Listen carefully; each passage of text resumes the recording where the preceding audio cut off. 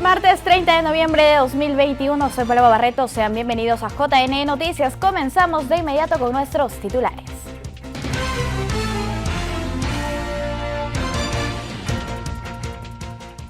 En la campaña Formando Cultura Electoral, todo sobre la importancia de la justicia electoral. JNE aprueba reglamento sobre competencias que tendrá en elecciones internas de partidos. JNE comenzó su participación en Feria Internacional del Libro de Guadalajara, la más importante de Iberoamérica.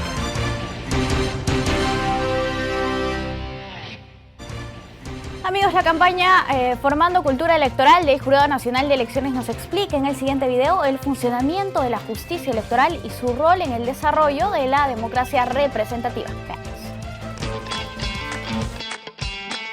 La justicia electoral está constituida por todo aquello que tiene que ver como las reglas de juego de una democracia, el aspecto procedimental de la democracia, que regula todo lo que tiene que ver con el mundo de los procesos electorales, etc. Se desarrolla exclusivamente en el ámbito de los tribunales electorales a cargo del Jurado Nacional de Elecciones.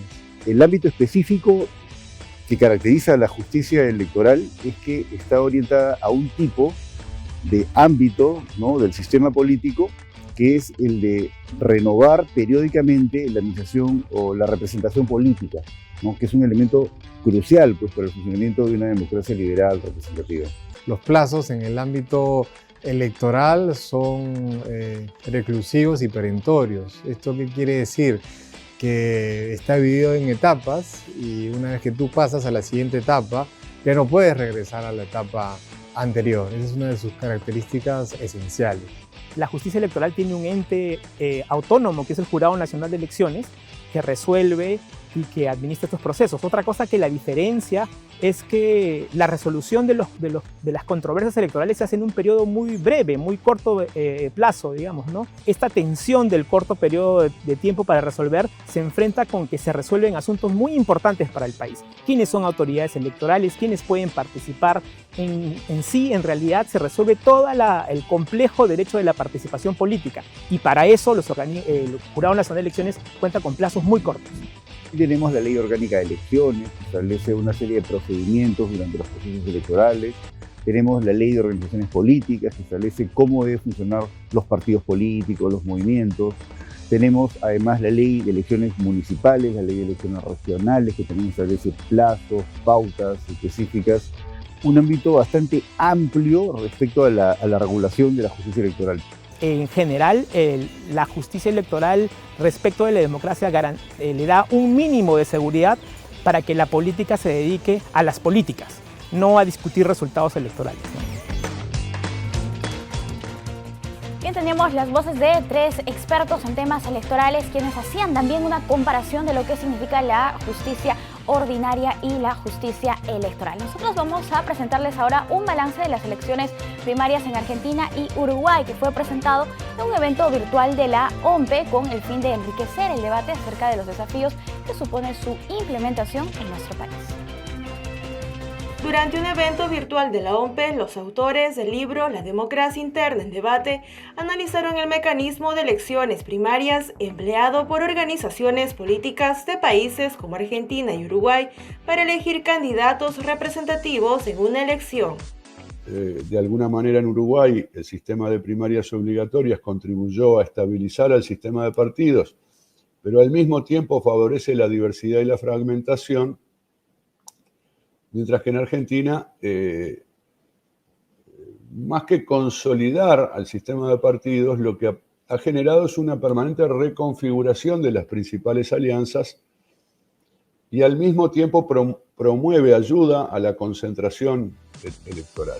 Daniel Buquet, especialista en partidos políticos y sistemas electorales de América Latina, estudió las similitudes y diferencias entre las elecciones primarias de ambos países, haciendo énfasis en los efectos que los distintos modelos produjeron. Para Narda Carranza, investigadora de la Subgerencia de Documentación e Investigación Electoral de la OMPE, Perú tomará más años en implementar un marco normativo de las PASO, por lo que es preciso recabar lecciones de este mecanismo en otros contextos. Perú es el país donde vamos a contar con más años para el desarrollo normativo de las PASO y para su planificación. Perú también tiene, a partir de las elecciones internas del 2020 y las que vamos a tener en el 2022, la oportunidad de evaluar y mejorar las nuevas funciones asumidas por los organismos electorales. Tenemos muy en claro en OMPE que este es el momento preciso para empezar a recabar lecciones, aprendizajes y todo el tipo de insumos a partir de la implementación de las PASO en otros contextos. La publicación de la OMPE, Democracia Interna en Debate, análisis sobre los procesos de reforma electoral en Argentina, Uruguay y Perú, se encuentra disponible a descargar en la página web del organismo electoral. El Jurado Nacional de Elecciones está presente en la Feria Internacional del Libro de Guadalajara, el más importante evento cultural a nivel iberoamericano. La institución electoral, que con sus 19 títulos estarán disponibles hasta el 5 de diciembre en el stand de Perú. La Feria Internacional del Libro de Guadalajara es la reunión editorial más importante de Iberoamérica y un extraordinario festival cultural en el cual el Jurado Nacional de Elecciones está presente con sus 19 títulos expuestos a la ciudadanía mexicana. La delegación peruana estuvo encabezada por la ministra de Cultura, Andrea Ortiz, quien estuvo presente en la Feria del Libro de Guadalajara y expuso la importancia de que Perú, con su diversa obra literaria, forme parte del importante evento cultural. La Feria Internacional del Libro de Guadalajara es una ocasión única, no solo para renovar nuestros lazos como países hermanos, sino también para reencontrar a nuestras tradiciones literarias que tanto se deben mutuamente. Nuestra presencia en la Feria Internacional del Libro de Guadalajara, además, marca en el Perú un hito en la historia del ecosistema del libro y de la lectura, acorde con nuestra Política Nacional de Cultura al 2030. Es un privilegio aprovechar un espacio consolidado como esta feria para promocionar la literatura peruana y visibilizar nuestro trabajo editorial. Cabe resaltar que el público podrá visitar hasta el 5 de diciembre los textos del JN, al igual que otras obras de autores peruanos presentados en el stand Perú. Entre los títulos que se exhibirán del ente electoral figuran La Utopía de la Democracia, Soy la Aurora Cáceres y la Ciudadanía Femenina, Perfil de las candidaturas subnacionales en el Perú, Somos Ciudadanas, la revolución que sacudió al Perú, y Reformas inclusivas, actores críticos y representación política de las mujeres en América Latina, entre otros. Con estos eventos se difunde el bagaje bibliográfico especializado que resalta las funciones, investigaciones y actividades del máximo ente electoral peruano. Y con la finalidad de contar con un padrón electoral actualizado, el Jurado Nacional de Elecciones realizó la segunda capacitación a los fiscalizadores que velarán por la credibilidad de los datos que serán base en las próximas elecciones regionales y municipales. El último fin de semana, el Jurado Nacional de Elecciones capacitó a 120 fiscalizadores del padrón electoral, quienes se encargarán de velar por los datos que servirán de base en las elecciones regionales y municipales 2022. En ese sentido, el analista de fiscalización del Jurado Nacional de Elecciones, Álvaro Alayo, encargado de la capacitación, dio detalles del mismo. Son 60 por cada una de las jornadas, son en total 2. En total 120 fiscalizadores que van a ser desplegados a nivel nacional con la finalidad de realizar la fiscalización adecuada y tener el padrón bastante más depurado para las elecciones regionales y municipales. Asimismo, Alayo resaltó la importancia de los temas abordados en la jornada. Van a ser capacitados precisamente sobre la labor de fiscalización del padrón, que consiste en buscar a personas que, digamos, se han encontrado ciertos indicios de que podrían no tener sus datos correctamente registrados o actualizados en el RENIEC. La función de los fiscalizadores será ubicarlos en las direcciones que tienen registradas en el RENIEC para verificar y realizar todas las acciones que tengan que hacerse. Cabe destacar que se realizó de manera presencial en la sede del JNE en Jesús María y se llevó a cabo en 2 ambientes con la finalidad de respetar los protocolos de bioseguridad y mantener el distanciamiento. El Registro Nacional de Identificación y Estado Civil inauguró esta semana la Agencia de Voluntariado de la Identificación en el distrito de Vista Alegre en Nazca. Por medio de este servicio se beneficiará a la ciudadanía del sector para realizar trámites de registro e identificación. Entre otras actividades del ente registral, en Chimbote inauguró un nuevo punto de atención descentralizado en el taller municipal del centro poblado San Jacinto. Allí, personal del RENIEC viene realizando la campaña de identificación para trámites de DNI de mayores y menores de edad. Como vemos en pantalla, esta es la labor del ente registral. La Oficina Nacional de Procesos Electorales aprobó el reglamento de elecciones internas de las organizaciones políticas en el marco de las elecciones regionales y municipales 2022. La OMPE aprobó el reglamento de elecciones internas de las organizaciones políticas. Para este efecto, garantiza, en el ámbito de sus funciones, todas las medidas de control y seguridad sanitarias establecidas en los protocolos sanitarios que sean elaborados en coordinación con el Ministerio de Salud. La norma establece garantizar que las 2 modalidades de elección de candidatos fijadas por ley sean compatibles con los distintos tipos de candidaturas a nivel regional y municipal, sujetas a elecciones internas, con un total de 7 títulos, 24 capítulos y 5 disposiciones finales.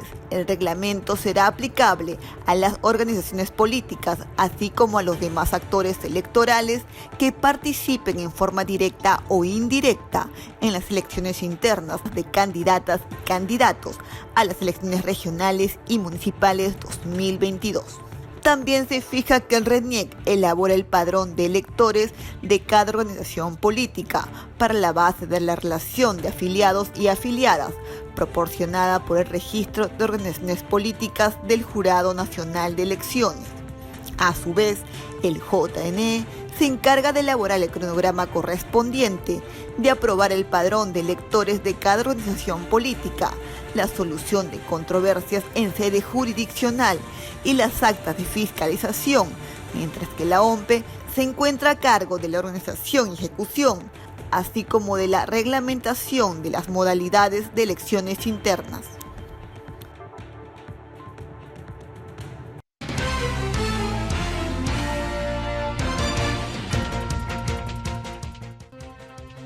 Amigos, tenemos una entrevista. Hoy nos encontramos con Luis Alberto Sánchez, el secretario general del Jurado Nacional de Elecciones. Doctor, ¿cómo está? Muy buenos días. Buenos días, Paloma. Doctor, hoy día ya se han publicado en el Diario Oficial El Peruano el reglamento sobre las competencias del Jurado Nacional de Elecciones en las elecciones internas para las elecciones regionales y municipales del próximo año. Por favor, ya habíamos tenido una entrevista previa, usted nos comentaba básicamente que se habían solicitado aportes de la ciudadanía, de los partidos políticos y de los expertos entendidos en temas electorales. ¿Han recibido estos aportes y han sido considerados? Así es, este reglamento ha sido prepublicado el día jueves 25 por la noche hasta el sábado 27 por la noche, prácticamente 2 días para poder recibir comentarios o aportes de la ciudadanía en general, y efectivamente hemos recibido aportes de algunos ciudadanos, una agrupación política, algunas instituciones vinculadas al sistema democrático, como por ejemplo Transparencia, el Movimiento Manuela Ramos, Flora Tristán, también un comentario de OMPE, que gentilmente nos ha hecho llegar sus sugerencias a través de un funcionario, y también de un especialista electoral, el señor José Naupari, ha tenido la gentileza de emitir un informe completo. Todos estos insumos han sido el día de ayer dado cuenta al Pleno, a todo el colegiado, con la incorporación de la nueva magistrada en representación del Ministerio Público, que apenas ha sido incorporada, ha entrado en sesión inmediatamente, y los magistrados han valorado cada uno de los aportes en el reglamento prepublicado y finalmente, después de ser analizados, han sido incorporados en su mayoría y eso ha dado lugar a que al final del día se apruebe el reglamento y hoy ya lo tengamos publicado en el Diario Oficial del Peruano, así es que este reglamento ya ha sido muy bien pensado y ahora va a ser aplicado en las elecciones internas para todas las agrupaciones políticas que participen en la CRM 2022. Bien, doctor. Básicamente, ¿cuáles son las competencias del Jurado Nacional de Elecciones en el contexto de estas elecciones internas? Correcto. Como se puede apreciar en el cronograma de elecciones internas, que también ha sido insertado en el reglamento aprobado ahora, vemos hitos importantes. En realidad, los dos hitos legales que existen en este cronograma vienen dados al inicio y al final. Al inicio, el 31 de diciembre, que es la fecha límite para renunciar a la agrupación política y también para presentar renuncia ante el ROP, que esto ha sido introducido por la reciente ley emitida por el Congreso, la 31357. Y el otro hito legal es el que está al final, que es la fecha límite para presentar candidaturas en la inscripción ante los jurados electorales especiales, el 14 de junio. Eso también está definido en la ley, ¿no? Los demás puntos o hitos que se visualizan han sido un consenso entre los tres entes del sistema electoral, tanto el jurado, OMPE y el RENIEC, a través de sus funcionarios técnicos y de acuerdo a sus competencias, han llegado a un consenso del tiempo y los plazos que son necesarios para cada uno para que las elecciones internas se lleven a cabo de manera exitosa. Bien. Entonces, el más importante punto en consenso ha sido, evidentemente, establecer la fecha del día de la elección interna para candidatos, sea tanto a través de sus afiliados o a través de sus delegados, ¿no? Que es el 15 y 22 de mayo. Entonces, considerando estos hitos importantes, las demás funciones han quedado establecidas en el cronograma de elecciones internas. Lo que corresponde en primer término al Jurado Nacional de Elecciones es a través de la Dirección Nacional de Registro de Organizaciones Políticas remitir al RENIEC todos los padrones de afiliados que sean presentados hasta el 5 de enero para que RENIEC proceda con la verificación de firmas. RENIEC ha considerado que va a tener un periodo de 20 días aproximadamente para hacer esa verificación y en tanto ya del 15 al 22 se produce la fecha para que las agrupaciones políticas puedan convocar a sus elecciones internas. Una vez que el RENIEC el 21 de febrero hace la verificación y remite el resultado nuevamente a la Dirección Nacional de Registro de Organizaciones Políticas, esta última dirección empezaría la elaboración de los padrones de electores afiliados. ¿Por qué es importante toda esta labor de verificación de las listas de padrones afiliados? Porque son estos afiliados que se presenten hasta el 5 de enero los que van a ser los electores en las elecciones internas. Los afiliados de cada agrupación política van a participar en las elecciones internas en su respectiva agrupación política para elegir a los candidatos que los van a representar en la CRM 2022. Entonces, es muy importante afinar estos aspectos en el cronograma de elecciones internas como lo estamos verificando, porque cada plazo es muy importante.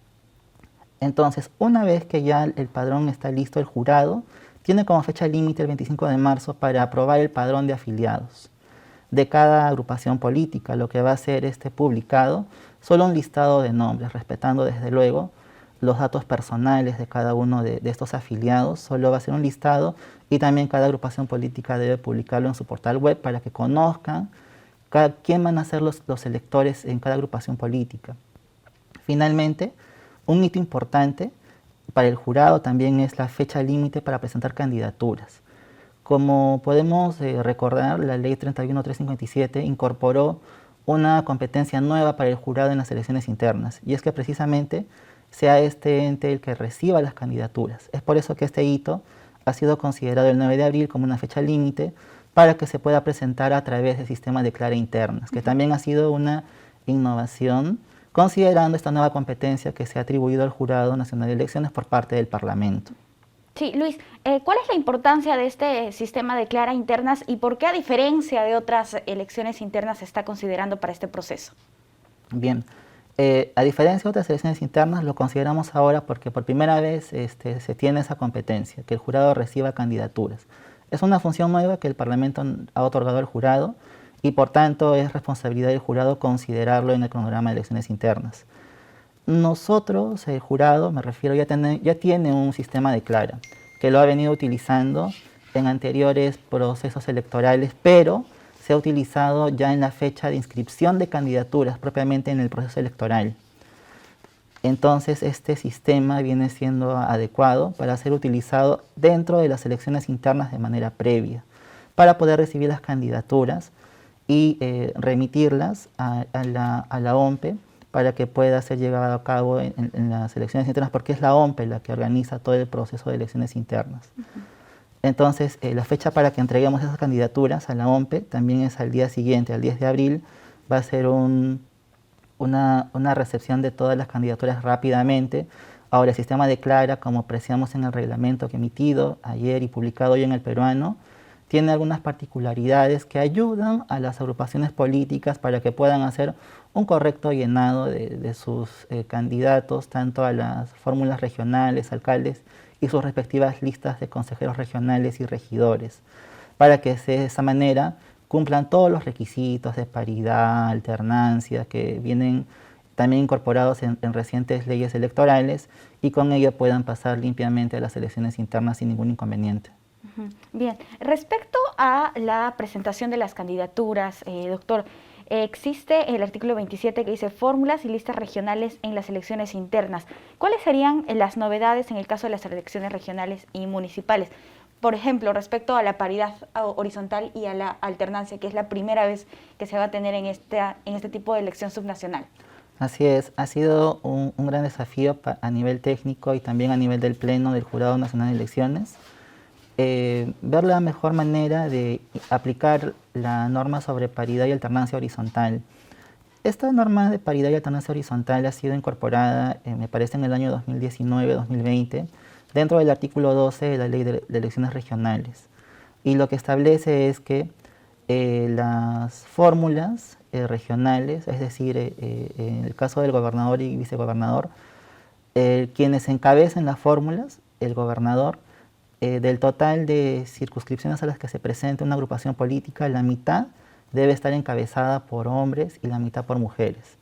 Entonces, y en realidad es un párrafo bastante escueto, es básicamente lo que acabo de mencionar, no hay un mayor desarrollo.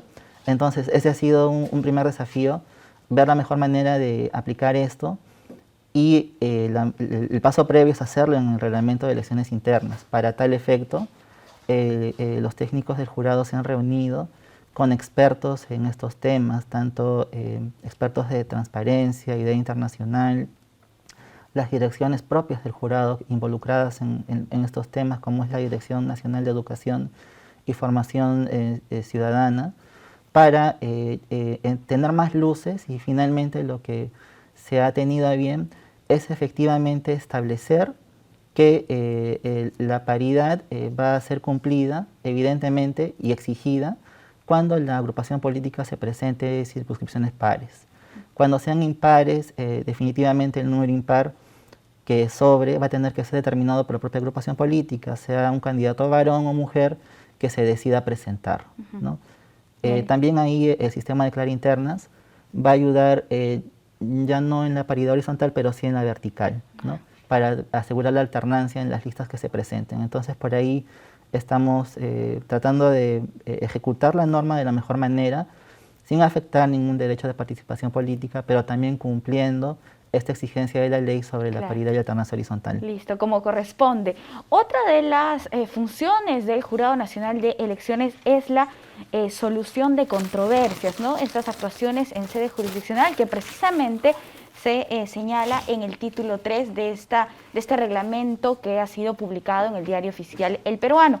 En ese sentido, en primera instancia, ¿también se resolverán las controversias? Así es. Al igual que sucede en un proceso electoral de mayor magnitud, como puede ser un proceso electoral general o regional, como el que vamos a ver, y existen instancias, igualmente van a existir instancias para las elecciones internas. Entonces, la primera instancia va a ser el órgano electoral descentralizado de cada agrupación política, y la segunda instancia va a ser el órgano electoral central de cada agrupación política, para resolver todas las controversias que se presenten en torno a elecciones internas. Pero si surgiera alguna controversia que no sea bien definida o que consideraran que debiera tener mayor desarrollo o un pronunciamiento adicional, la ley habilita para que el jurado conozca estas diferencias a través de un medio impugnatorio, un recurso impugnatorio, y pueda resolver estas controversias. Y el reglamento lo que hace es delimitar aquellos aspectos que sí puede conocer y aquellos que no va a conocer, como es el caso de definir quiénes son los candidatos o el tema de afiliaciones. Todos los demás temas los van a conocer referidos a elecciones internas, siempre que el órgano electoral central haya emitido una decisión agotando la vía interna partidaria. Bien, doctor, de esta manera, en todo caso, ya el Jurado Nacional de Elecciones se viene cumpliendo con esta labor de reglamentar, además porque el plazo ya está por vencer. Así es, precisamente hoy vence el plazo y estamos cumpliendo con emitir los reglamentos que la 31357 ha señalado, y principalmente el reglamento de elecciones internas, que si bien es cierto lo estamos emitiendo al borde del plazo en realidad, pero es el reglamento que precisamente ha merecido mayor atención. Es por eso que ha sido prepublicado, y antes de ser prepublicado, como hemos visto la semana pasada, se han emitido criterios que el Pleno ha adoptado. Criterios que han sido insertados también en el cronograma, porque efectivamente la ley en algunos casos no guardaba conexión y daba poca certidumbre de cómo aplicarlas, y finalmente el Pleno ya ha visto la mejor manera de sistematizarlas, analizarlas, y el reglamento ha sido de esa manera emitido, ya sin duda en la aplicación de la ley. Bien, listo. Doctor, muchísimas gracias por acompañarnos aquí en JN Noticias. Hemos revisado parte del cronograma, los hitos más importantes y también algunos aspectos importantes de este reglamento sobre las competencias del Jurado Nacional de Elecciones. Gracias. A ustedes las gracias. Hasta una próxima oportunidad. Amigos, nosotros tenemos que hacer una pausa. Volvemos.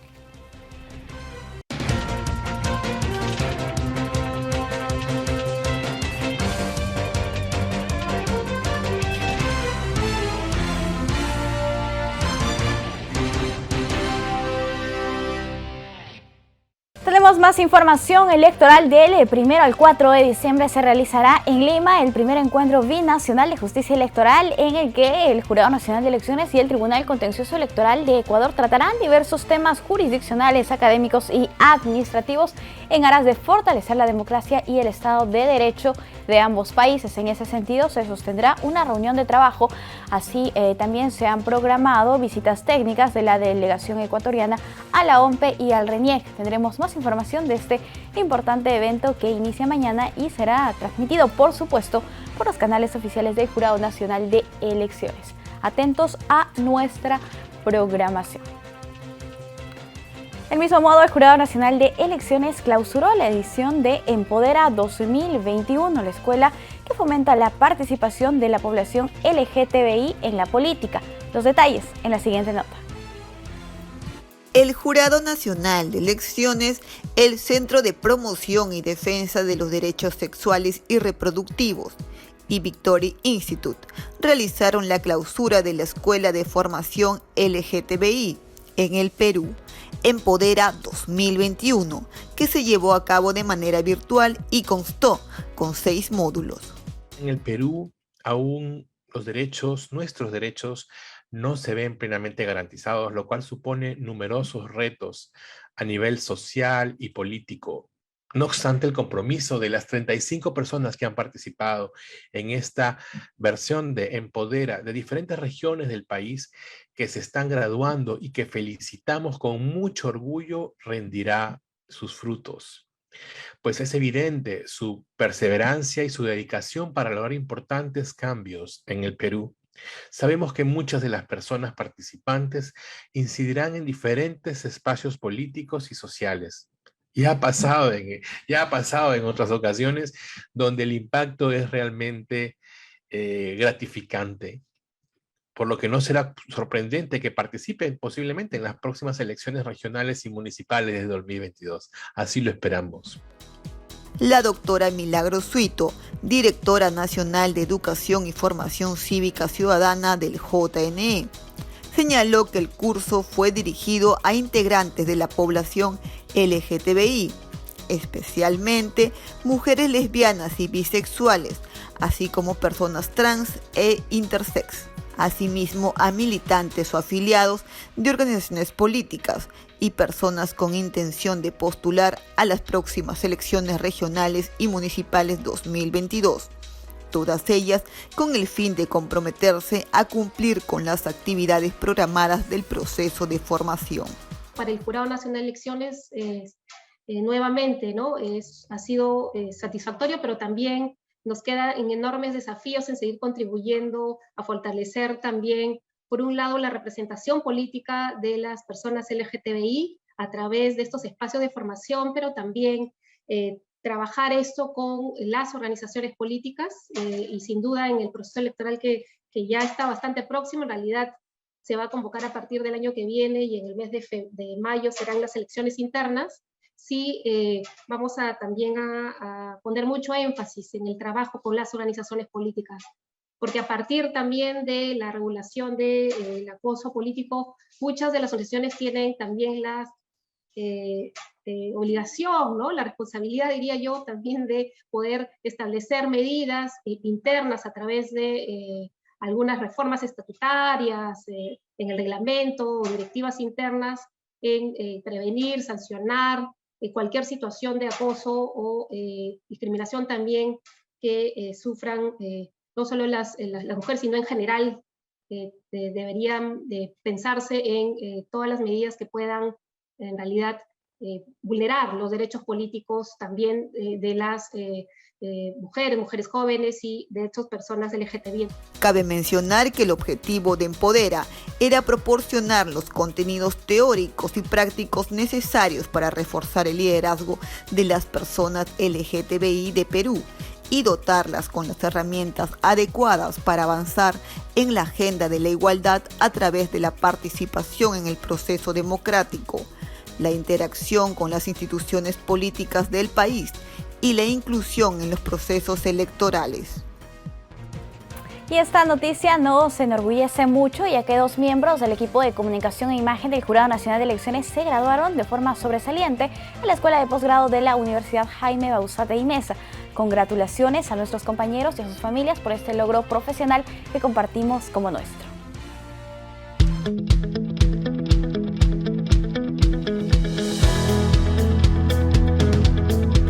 En el auditorio de la Escuela de Posgrado de la Universidad Jaime Bauzá y Mesa se llevó a cabo la ceremonia de graduación de la promoción 2021 de la Maestría de Comunicación y Marketing de la citada Casa Superior de Estudios y que integran 2 miembros de la Dirección de Comunicación e Imagen del Jurado Nacional de Elecciones. Nos referimos a Humberto Romero Villacorta, director de Comunicación e Imagen del JNE, y Armando Ábalos Espichán, productor general del canal institucional del Jurado Nacional de Elecciones. Queremos agradecer a nuestros profesores de la Maestría de Comunicación y Marketing que nos orientaron, nos tuvieron paciencia, con que bromeamos y compartimos fuertes debates también, que nos ayudaron, que nos mostraron su lado humano, su lado noble. Si bien todos nuestros maestros tienen nuestro agradecimiento eterno, es nuestra madrina, la magíster Amalia Castigliani, la que se ganó un lugar en nuestro corazón. Al finalizar cada clase esperaba ser el último, pero despedirme de ella y contarle un chiste. Gracias mil por reírse de mí. No solo es una trompa en su materia, sino que se nota que ama lo que hace. Es un gran ser humano y de eso se trata la vida, de predicar con ejemplo y dejar huella. Y qué duda cabe que hoy no estaríamos aquí si no fuera por nuestras familias, las que nos inspiran y nos empujan a seguir avanzando. Ellos son nuestro pretexto para ser felices. Fueron obligados, protagonistas del detrás de cámaras de esta maestría, los que nos colocaban la comida caliente al costado de la computadora al ver que teníamos para rato en el estudio, los que aceptaron que nos robásemos en los fines de semana y muchas horas de compañía. Hoy también ellos se gradúan. Gracias a Dios por vernos hoy en esta ceremonia, o saber que nos esperan en casa. También habrá aquellos que observan esta ceremonia desde el cielo y nos aplauden, que nos miran con esa sonrisa dulce que solo lo encontramos en el ser humano. Quisiera terminar con esta reflexión para mis compañeros. En la vida, uno primero tiene que hacer lo necesario, luego lo posible, y si no se cuenta, se encontrará haciendo lo imposible. Suerte a todos, a seguir luchando por nuestros sueños y a seguir avanzando sin atropellar a otros. A la ceremonia participaron el rector de la Universidad Jaime Bausati Mesa, Roberto Mejía Alarcón, el vicerrector académico José García Sosaya, el director de la Escuela de Posgrado Kluber Aliaga y la madrina de la promoción, la magíster Amalia Tipiani Mostacero. Yo los felicito y me sumo a las palabras que me han antecedido, especialmente aquella palabra de quien habló el nombre de los maestristas, cuando refiere lo que es el significado del trabajo de ustedes. Felicitaciones a todas y a todos. Un abrazo cordial y fuerza y éxito en los días que vienen. Muchas gracias.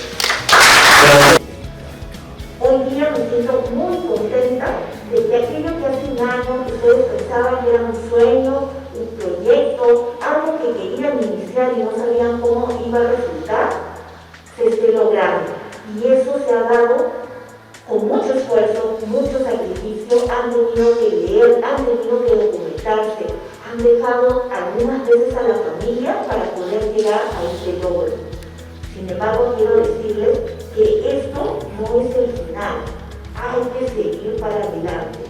Los retos a que sigan preparándose, que estamos en un mundo hoy muy competitivo que nos pide estar cada vez más preparados como profesionales.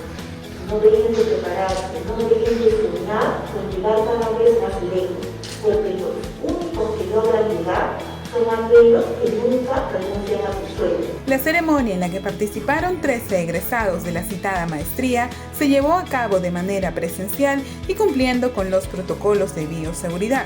Las autoridades resaltaron el reto que significó para los graduados y la universidad el desarrollo de esta maestría realizada de manera virtual debido a la pandemia y que pese a ello se registraron estándares altos de aprobación de sus integrantes.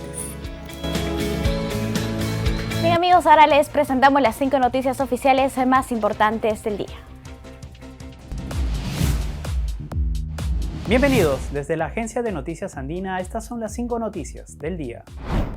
ESalud reportó que a diario más de 1.000 personas se contagian del virus del COVID-19 en nuestro país. La tendencia creciente de casos se ha evidenciado en las últimas 3 semanas consecutivas. En Lima, el mayor aumento se da en los distritos de Surco y Villa El Salvador, mientras que en provincias es en las regiones de Piura, Ucayali y Junín.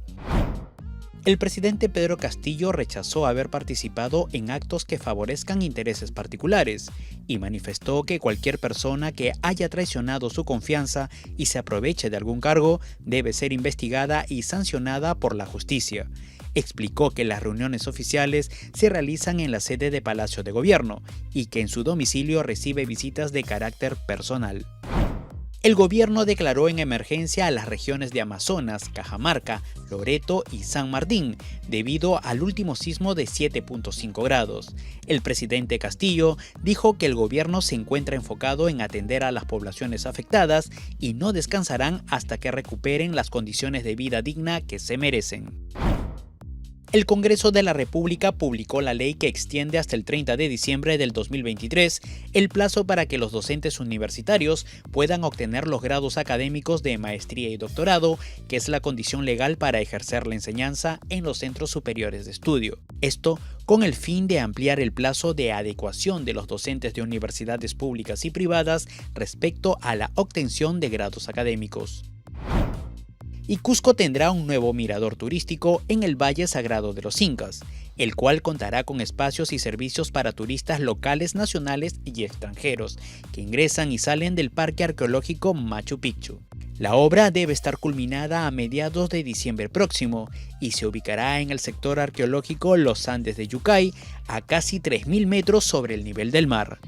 Para mayor información, no se olviden de visitar andina.p.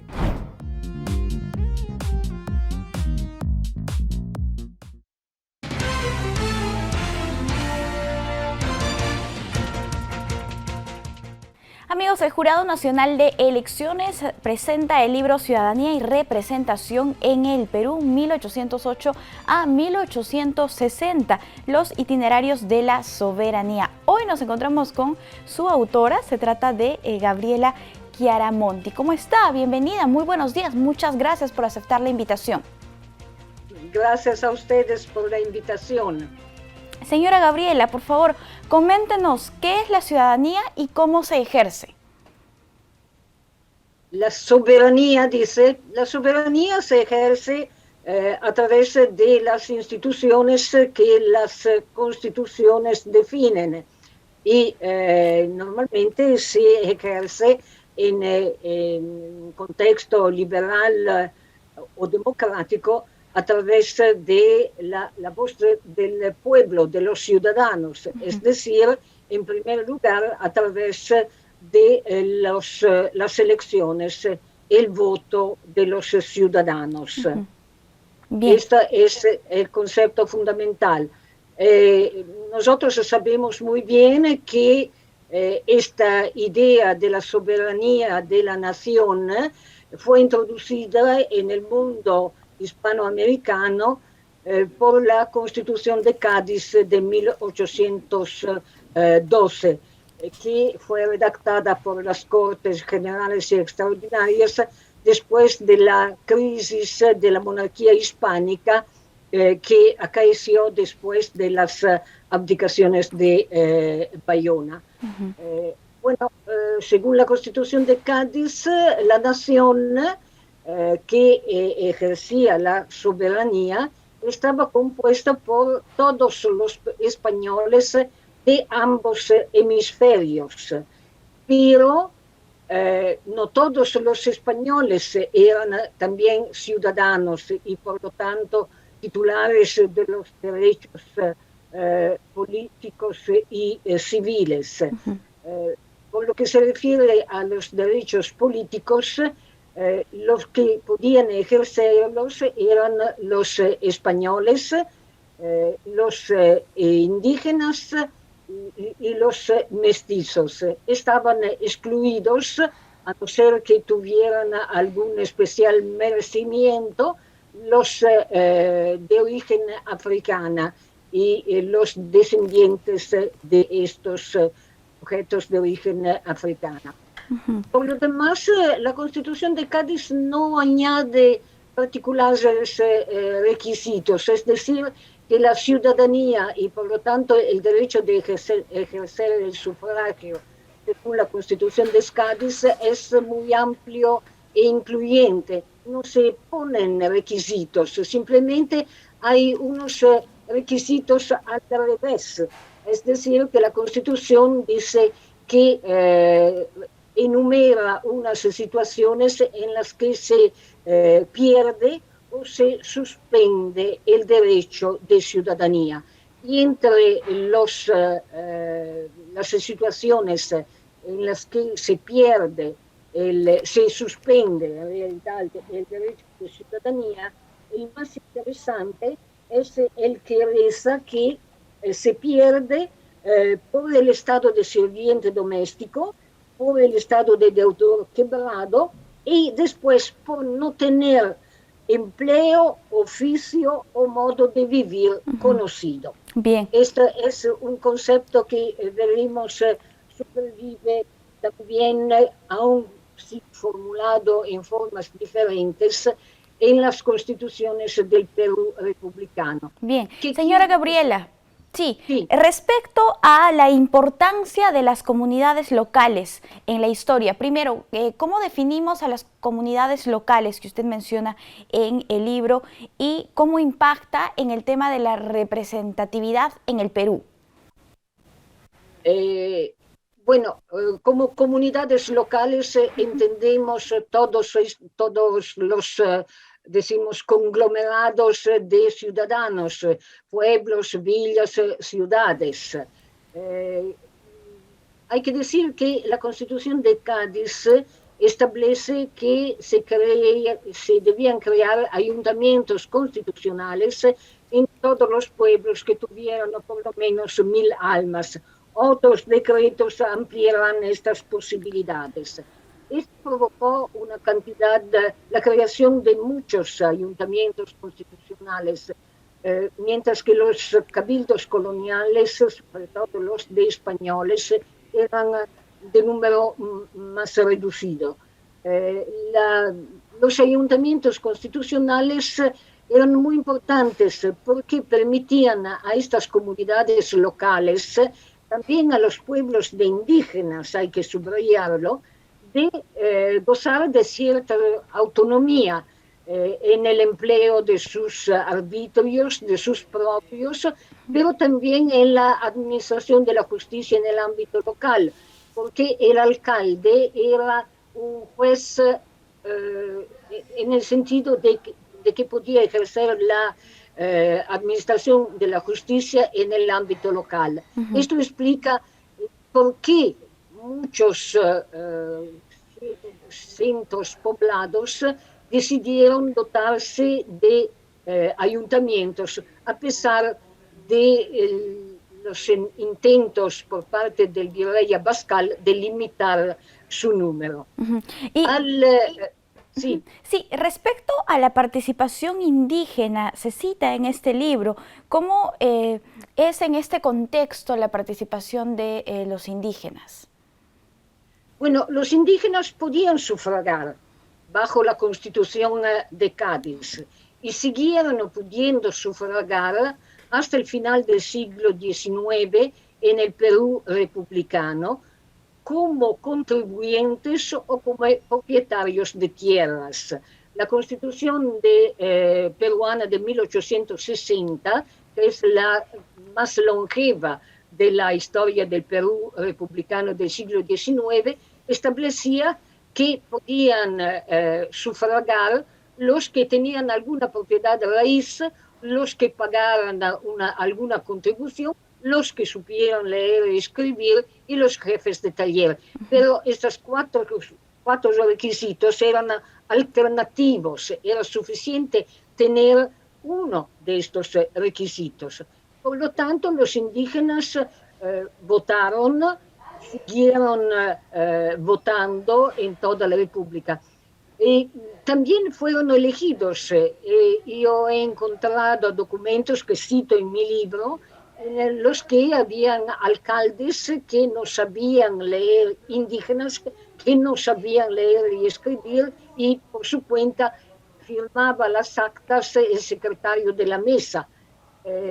Y hay que decir una cosa, que posiblemente los miembros de pueblos indígenas no estaban tan interesados en el éxito final del proceso electoral, aun si sabemos que algunos personajes indígenas como Choquehuanca participó también en los trabajos del Congreso del Perú.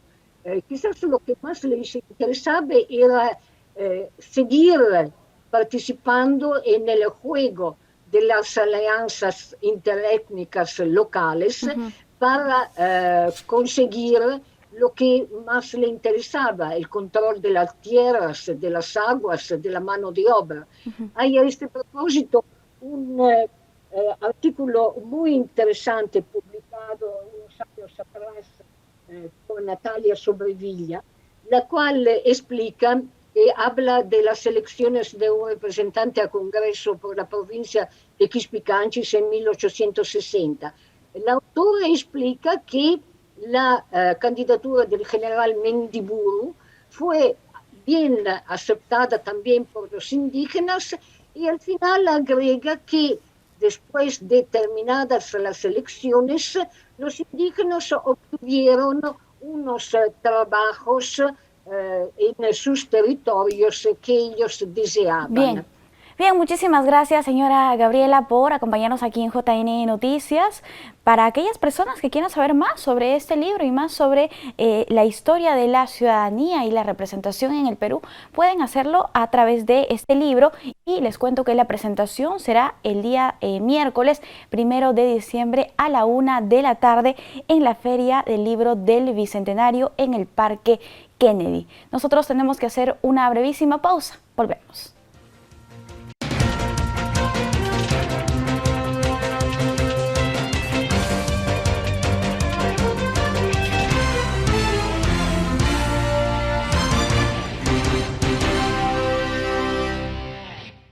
Y enseguida les presentamos las noticias más relevantes del sector de telecomunicaciones en todo el país gracias al microinformativo Conectados de OCITEL.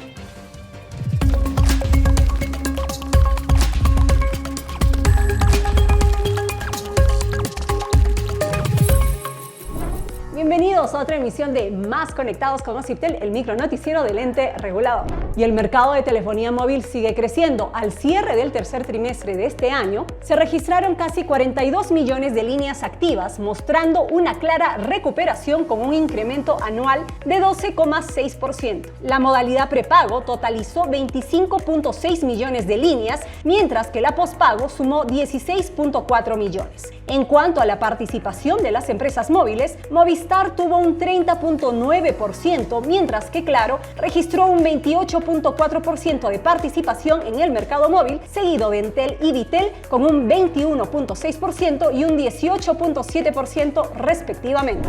¿Y quieren saber cómo se han desempeñado las empresas operadoras en cuanto a velocidad de internet móvil en el país? Pues les cuento que en octubre la velocidad promedio de descarga en redes 4G alcanzó 10,24 megabits por segundo a nivel nacional.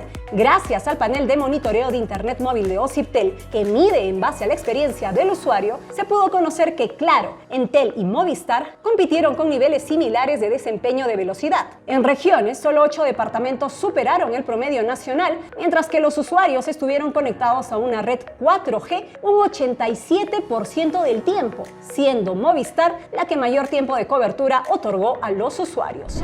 Y ahora nos vamos a la hermosa tierra de Arequipa, donde el Ociptel desarrolló una jornada presencial con capacitaciones a usuarios y supervisiones a las empresas operadoras, así como también una reunión virtual con los principales alcaldes de la Ciudad Blanca, a quienes se les informó, por ejemplo, sobre las acciones de supervisión y fiscalización en las que impuso 17 compromisos de mejora a las operadoras. Además, se dio a conocer el incremento de conexiones en telefonía móvil que experimentó la región, alcanzando más de 1,6 millones de líneas en servicio al cierre del tercer trimestre. Arequipa se ubicó como el segundo mercado más extenso en conexiones de internet fijo. Bueno amigos, esto ha sido todo por esta semana. Gracias por seguirnos en Más Conectados con Ociptel. No lo olvides, un usuario Chancón es un usuario con poder. Nos vemos.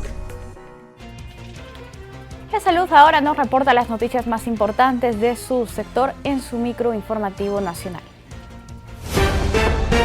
Esta semana en Salud. Daniel León, un asegurado y pastor de la Iglesia Alianza Cristiana y Misionera, se convirtió en el donante de sangre número 21.000 de la red prestacional Almenara y gracias a este acto altruista salvó la vida de 12 personas durante la pandemia. El vacunabús, el vacunamóvil y la vacuna laboral son las estrategias de salud para llegar a todos los rincones del país. Gracias al trabajo de estas brigadas, más de 5 millones de peruanos han sido inmunizados por el Seguro Social de Salud. Tenemos que estar alertas ante cualquier situación. Todas las familias debemos tener una mochila de emergencia lista con un botiquín de primeros auxilios, elementos de limpieza y protección. Además, alimentos no perecibles como conservas, agua envasada, galletas y barras de chocolate. Finalmente, incluir linternas, pilas o baterías, radio portátil, silbato, abrigo y algo de dinero. Ante una eventual tercera ola de contagios por COVID-19, el Hospital Nacional Adolfo Guevara Velasco del Cusco de Salud se prepara con la implementación de equipos médicos como 36 nuevos ventiladores mecánicos y monitores de funciones vitales de última generación, nuevos ambientes y especialistas. Nada detiene a eSalud para proteger a la población. Luego de 3 horas de caminata, las brigadas de vacunación de la red prestacional Lambayeque del Seguro Social llegaron hasta el centro poblado Puchaca, ubicado en el distrito altoandino de Incahuasi, provincia de Ferreñafe, en Lambayeque, donde inmunizaron contra la COVID-19 a 116 personas. El Seguro Social de Salud eSalud lanzó el programa Mi Salud, Mi Vida con el objetivo de evitar la propagación de la COVID-19, promoviendo estilos de vida saludables en los centros laborales para prevenir enfermedades en los trabajadores asegurados en estos tiempos de pandemia. En eSalud seguimos trabajando para brindarte la atención que mereces.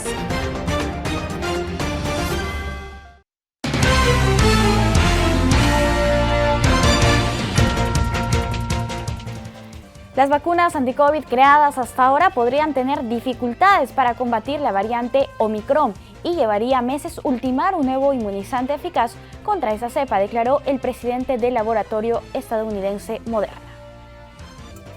Stefan Bancel, presidente del laboratorio estadounidense Moderna, declaró que los datos sobre la eficacia de las vacunas actuales contra la nueva cepa llegarán en las próximas 2 semanas, pero que, aún así, los científicos no son optimistas. Brancel explicó que los investigadores están preocupados porque 32 de las 50 mutaciones halladas en la cepa Omicron se encuentran en la proteína de la espícula, una parte del virus que las vacunas usan para reforzar el sistema inmunitario contra el coronavirus. Según Brancel, Moderna espera suministrar entre 2.000 y 3.000 millones de dosis de esa fórmula en el 2012, pero avisó que centrar toda la producción en las vacunas contra la variante Omicron sería peligroso, pues las otras cepas del virus siguen en circulación. La advertencia de Brancel coincidió con una reunión de urgencia de la Organización Mundial de la Salud sobre la nueva variante, que se está expandiendo por el mundo y empujando a diferentes países a cerrar sus fronteras de nuevo e reinstaurar limitaciones a los viajes.